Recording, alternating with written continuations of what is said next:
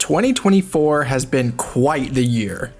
In terms of the number of games I've played, there has been nothing else of note that has happened this year. Nothing at all. I've been inspired by two of my content creator buddies, Voyan and Kyler360, to rank and talk about everything I've played this year. Before starting this video, I want to thank all of you for sticking around to listen to me yap. My channel's growth over the past year was something I could have never expected, and I am so grateful. While I was originally planning to have this list serve as a ranking for every single game I played this past year, that ended up being about 40 minutes long, and no one wants to listen to me yap. So for this list, I will restrict it to games that came out within the past 2 years that I played for the first time over the last 12 months. With all that out of the way, let's look at what I thought about some of the year's most popular games. Auburn's gonna win the football game! If you haven't looked in the background of some of my live action portions of my videos, you might not know this about me, but I am a huge fan of sports, especially collegiate sports. I have my teams that I will die for, and since my university isn't too big or notable in any sports, I kind of have to bandwagon on the teams I grew up loving. So when I heard that college football was finally coming back in video game form, I was kind of astounded. Despite all the conflicts that arose with players finally getting paid, compensation which they deserved a long time ago, we got another installment into the NCAA football series that had laid dormant for quite some time. The game itself isn't anything too special. While I initially loved getting to fill the shoes of a Division I football player, or having to manage how I spent my time, or my time as a coach actively recruiting players to the schools I myself am quite fond of, over time its true colors as a Madden clone made it really hard to stand out, and even harder to come back to. Maybe if they were to add FCS schools so I could turn my tiny little university into a national powerhouse, I'd come back to the game. But as it stands right now, EA Sports College Football isn't even a game I'd want to play when I just want to turn off my brain and not think about anything too hard, placing it at the bottom of my list. Money! Money! Money! When my buddies call this game Crab Souls, they're right. I picked up another Crab's Treasure pretty early in the year. Now, I'm not one for Souls-like games. There's even a running joke that I was unable to make it out of Limgrave in Elden Ring. Don't worry, I'm grinding it out now. But I thought that this more light-hearted game could serve as a bridge for me to finally begin enjoying the Souls-like genre of games. And you know what? That's kind of what happened. I'm already a big fan of this game from a conceptual standpoint. A crab having to fight enemies to recover treasure to buy his house back which was unlawfully seized from him, all while discovering just how much trash is in the ocean? Anti-capitalist and pro-conservation themes? Sign me up. But what I really appreciate about this game is how easy it is to navigate the character building aspects. Take a look at this menu. Now this one. One looks a lot more daunting than the other, and it's kind of a case where you get so nervous you'll spec into the wrong stats and create a non-optimal build that it's almost essential to research how you should play the game, rather than just playing it. The ease of leveling up, the variety in the shells you can pick up which serve as armor, the combat being far more simplistic but not overly so. I'm glad I played this game when I did. While the game had a few difficult spots, it didn't make me overanalyze every little decision I was making while upgrading my character. I'd see something that looks like it might help me out and I'd just go for it. It's just a case of this being a really good and fun game, but it's just a little less good and a little less fun than the others on this list. So I'm going to place it at a respectful 11th place. Sorry, Link. I can't give credit. Come back when you're a little, richer. I don't think anyone expected Nintendo to come out with another Legend of Zelda game so quickly after their monumental release last year with Tears of the Kingdom. And with the Nintendo Switch's successor seemingly right around the corner, You'd assume that they'd hold off on releasing titles for major IPs until they can put it on their upcoming console. But Echoes of Wisdom was always advertised as something different, outside of serving as Zelda's only role as a playable protagonist. The creative applications of this game's gimmick were always at the forefront of all the advertisements. I can recognize how insane this game is for all that you can do in it. There are so many odd uses for all of the game's items that you can just copy and paste around the world, and that's truly amazing from any perspective that you look at this game. But Echoes of Wisdom ends up so low on my list because it didn't feel like a proper return to the 2D Zelda formula.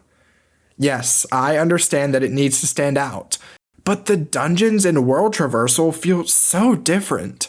There's truly no limitations as to what you can do and where you can go, so long as you're smart enough with the way that you use your echoes. I've always thought that there is beauty in limitation, and Zelda games have always been an example of that, gradually gaining strength and unlocking more of the world as you progress further in the game. But Echoes of Wisdom is similar to Breath of the Wild and Tears of the Kingdom, in the sense that you can just go anywhere and do anything. I miss having to unlock new areas only once you have the proper items to take them on, instead of just brute forcing everything in order to explore the world and complete puzzles. I miss the slower progression of older 2D Zelda titles, and I miss having to actually think about how to solve the game's puzzles. I suppose that longing for an old formula is why this game ends up as only the 10th spot on my list.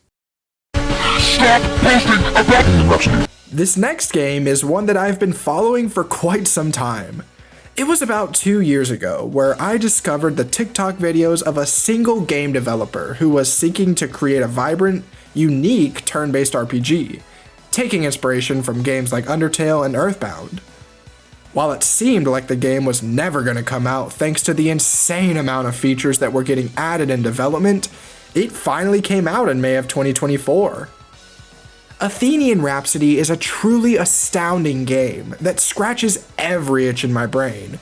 It has surprisingly good humor, an active battle system that keeps you in the action, beautiful artwork despite its simplicity, it's bright, it's all over the place, I love it. It's the kind of game that you could recommend to your friends for a variety of different reasons, and I have. Whether they've picked it up is a different story. You can clearly tell that this game was made with a lot of passion towards the creator's individual interests, the collective likes and dislikes of internet culture, and with the formula that has helped so many other indie games succeed. I really want to see Athenian Rhapsody do well. You can go to the game's TikTok page and see all of the work that went into making this game, and it's truly insane. I would highly recommend picking this game up. It's flown under the radar, and I just feel like that's such a shame since this is such a fun and unique game. Hopefully this year it'll take off with a big streamer or someone else playing it. Who knows?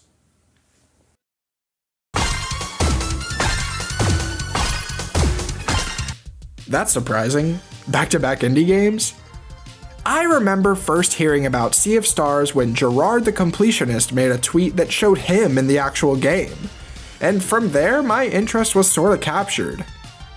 Sea of Stars is another turn-based RPG, but its battles are more like the battle style of the Mario & Luigi series, where you can do things mid-battle to help give yourself a leg up, like timing button presses, making sure that you're engaged with the game.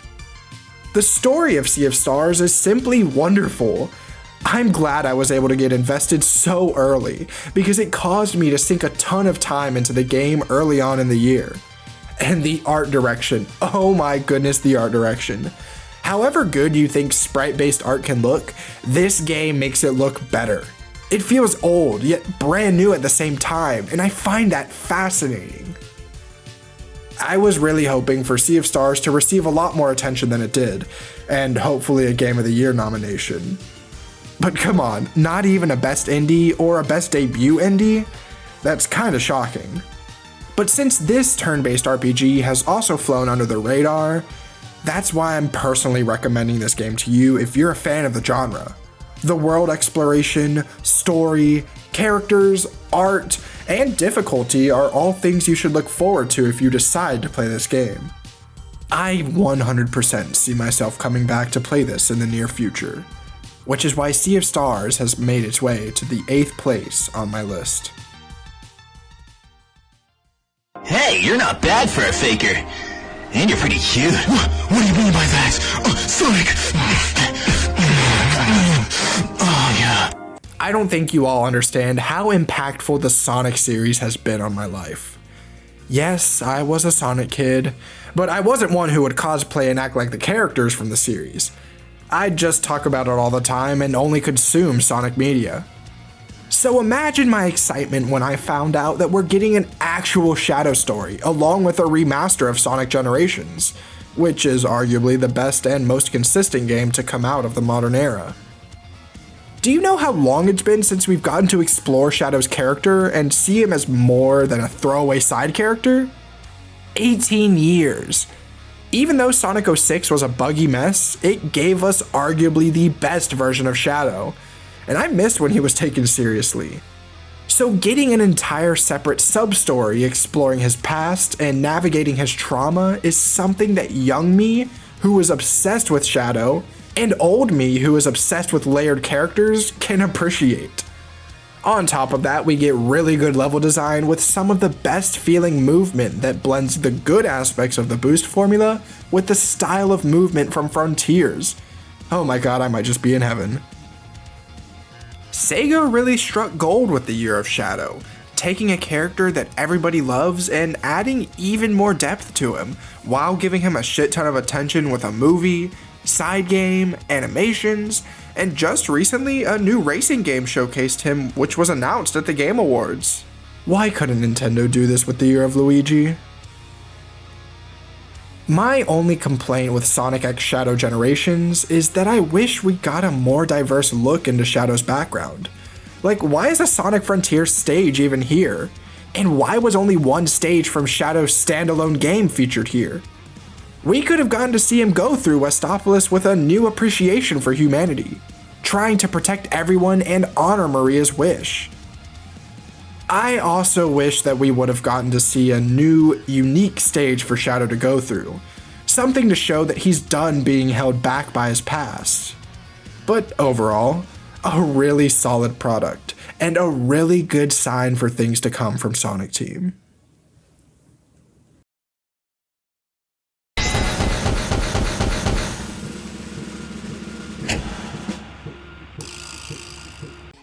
"2024 really seemed like a year full of indie games. Despite all of the talent present in the indie category at the Game Awards, I still feel that there were a ton of games that were snubbed, and Penny's Big Breakaway is one of them. An incredibly creative game with its level variety and the wide array of gimmicks that you can encounter to help keep you on your toes and give this game a little bit of everything. The platforming and movement feel so good, and you even get rewarded for how effective you are in your platforming. A very similar methodology behind the older Sonic games, which this game has drawn several comparisons to. There's a very vocal group on Twitter who is shitting on modern 3D Sonic games since they don't have the exhilarating movement like this game does. And to some extent they're right. But this is like comparing apples to oranges. Sure, they're both fruits, but one is spiky with blue quills. There are even some gripes I have regarding the movement of this game, like the momentum doesn't really feel accurate and it feels more like a standard physics package slapped onto the game. I even feel that the game returns to certain moves and gimmicks too much, making them stand out a little less. But overall, I found Penny's Big Breakaway to be quite fun. I enjoyed going through it a lot, and while some moments that were hyped up feel a little anticlimactic, I feel the game was snubbed from a nomination for Best Indie. At least Best Debut Indie, come on. The next 5 titles can truthfully be arranged in any order. It just depends on how I feel on any particular day. But to start off at number 5, I have Balatro. I picked up this game very recently. Like December 2nd recently. I didn't expect to fully like it. I hadn't had much experience with roguelikes outside of Hades and The Binding of Isaac. but a card-based roguelike? There was no way I was gonna like this, especially when poker is not necessarily one of my strongest suits.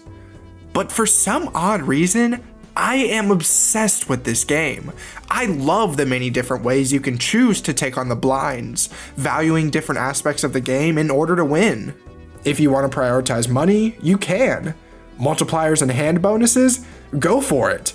I have poured an insane amount of time into this game in the few weeks that I've had it, one of which being finals week.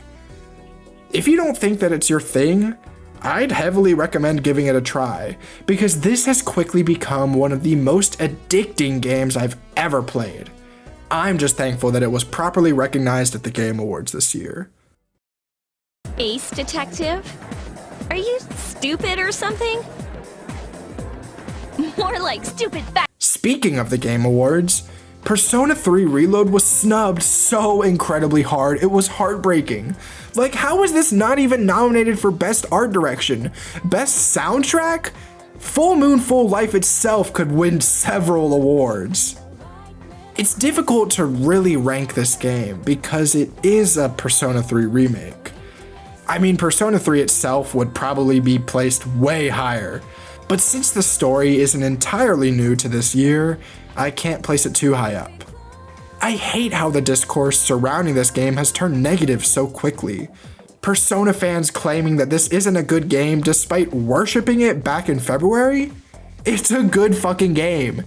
It looks great, sounds great, incredible voice acting for the main characters and social links, yes please. More detailed environments you can explore in the overworld outside of Tartarus, and if this is your first time playing Persona 3, getting to experience a story revolving around the meaning of life, the impact of mental health, and the importance of relationships is truly something special. With about 4 versions of Persona 3 out there for you to play, I don't feel bad recommending this one, because it's so good. It feels a bit wrong placing the 2024 Game of the Year at number 3. But like I said, these top 5 could really be arranged in any possible order. If you've seen my video on Astrobot, you'll know my thoughts on the game. It's an incredibly creative endeavor that is just dripping with love and passion for PlayStation's history. Vibrant and unique levels that utilize the PlayStation 5 specs and the DualSense controller's features beautifully. I was hooked with every level, absorbing every detail and all the fun things there are in this game. On top of that, we get to see Solid Snake, Dante, Crash, Nathan Drake, and tons of other iconic gaming mascots. While this isn't the game I necessarily wanted to win Game of the Year, I am not upset at all about its selection, as it could help shift the gaming industry as a whole away from realistic cinematic games to lighthearted fun experiences. But despite how much I love this game, there are 2 more that stood alongside it at the Game Awards that I just love a little bit more. Kanika, the sound of your wings keeps me up at night. With how much I love and worship Atlas, you'd expect Metaphor ReFantazio to be number 1, wouldn't you? A new IP being this successful is kind of unheard of. While Atlas are essentially the kings of turn-based JRPGs, when you don't have an iconic brand behind it, it makes you wonder if new franchises can really succeed in the modern gaming landscape. Well, with Metaphor's success, that seems to blow all speculation out of the water. Over 1 million sales in its first week, the 3rd Atlas game to reach that milestone this year? Crazy! It is a really captivating story about the foundations and principles of democracy, the importance of morals that you'd want to see in a leader, all while tackling topics such as racism and bigotry. The gameplay is about what you'd expect from any other Atlas title, juggling turn-based combat with overworld activities to help deepen connections and improve your royal virtues to help make your character a lot more appealing as a leader. All these deep themes about democracy and virtues during a United States election year. I'm sure that was completely coincidental. But Metaphor ReFantazio is a phenomenal game. I truly don't know how they'll follow up on it. Persona 6 might end up being the greatest video game of all time if this is how good a standalone title is. Ribbit? Tifa, Ribbit, ribbit. ribbit. I had an unhealthy obsession with Final Fantasy VII Remake. I put every waking minute into that game back when I first played it in 2021, and since then, I've played it 3 more times. So when the release date of Final Fantasy VII Rebirth was finally announced, I cleared my calendar, and I kinda let my grades slip a bit to truly immerse myself in the next chapter of the Final Fantasy VII Remake trilogy. I was skeptical as to how they would navigate implementing an open world into a game that was a lot more limited in where you could go and what you could do. But Square Enix somehow did it. The world is so detailed and ginormous, with tons of stuff to find, quests to complete, and stuff to look at. This game really takes advantage of the PlayStation 5's graphical output, and I think it's one of the best looking games of all time. These environments are so beautiful and surprisingly detailed, and the characters, oh my goodness, the characters. While I thought the lighting in Remake made them look better, Rebirth still looks phenomenal. Every cast member gives an amazing performance, and while I'm upset that no one from this game won Best Performance at the Game Awards, they still got one more shot at it with the next game in the trilogy. The combat is fun, action-packed, and immersive, all without feeling unfair. All the minigames you can play are really entertaining, and the story takes a ton of surprising turns that you wouldn't expect. I thought I knew where this game was going, and somehow I was wrong multiple times. Now that Rebirth is coming to PC this next year, there is no reason you should not play this game, unless your computer can't handle it. It is one of the greatest gaming experiences I have ever had in my entire life, and that's why it deserves the #1 spot on my ranking. So that's every game I played this year. I played a lot more than I expected I did, and truthfully, I abandoned more than I played. But this year was overall an incredibly successful year for games as a medium. All the success we saw with diverse titles such as Balatro and Astrobot, different cultures getting to be showcased through the medium, like Black Myth Wukong winning a game award, China's first game award as a country. Indie titles that in any other year would rival the output of AAA studios. Despite all the news of layoffs and unhealthy work environments putting a negative light on the game industry as a whole, the incredibly creative and unique works put out by studios this year show us why this medium is worthwhile in the end. I pray that studios can begin to hire back those who have lost jobs. I pray that developer crunch gets reduced to as little as you can make it. And I pray that these large studios can come to an agreement with the Actors Guild strike that is currently ongoing. There are too many talented voice actors who deserve to be properly compensated for all the work they do in bringing these impactful stories to life. I can't wait to put together another one of these lists for every game I beat next year, although I have a feeling that Metal Gear Solid Delta might find its way up to the top. If you enjoyed this video or are a fan of any of the games I listed, please like and subscribe. Anything I talked about in this video is fair game for its own standalone video, so let me know down in the comments if you think any of these games deserve a video. Thank you all for watching, it means more to me than you'll ever know, and I hope you have a wonderful day.